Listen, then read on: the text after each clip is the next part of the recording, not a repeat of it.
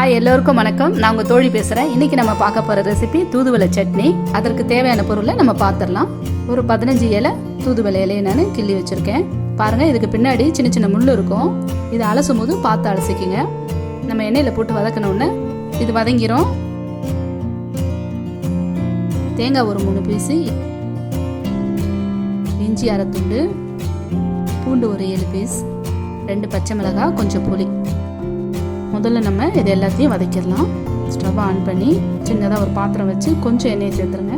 பொடியாக நறுக்கி வச்சுருக்க பூண்டு, இஞ்சி, 2 பச்சை மிளகாய் சேர்த்து வதக்குங்க.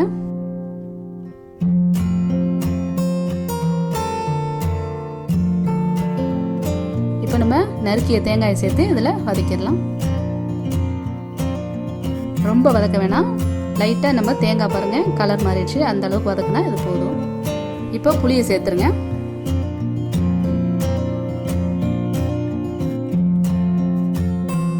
எல்லாம் நல்லா வதங்கிருச்சு.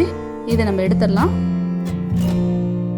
இப்போ ஸ்டவ் ஆஃப் பண்ணிவிட்டு தூதுவளை இலையை போட்டு சும்மா 2 வதக்குனா போதும். இது ரொம்ப வதக்கக்கூடாது.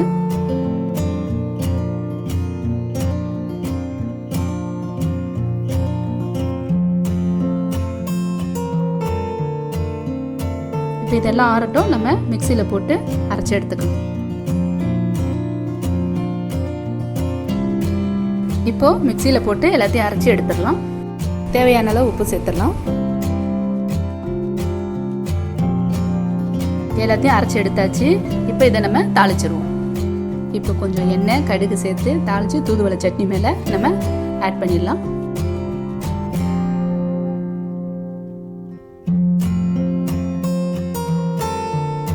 அவ்வளோதான், ஹெல்த்தியான தூதுவளை சட்னி ரெடி. இந்த ரெசிபி உங்களுக்கு பிடிச்சிருந்தா லைக் பண்ணுங்கள், ஷேர் பண்ணுங்கள், மறக்காமல் சப்ஸ்கிரைப் பண்ணுங்கள். அடுத்த ரெசிபியில் சந்திப்போம். நன்றி.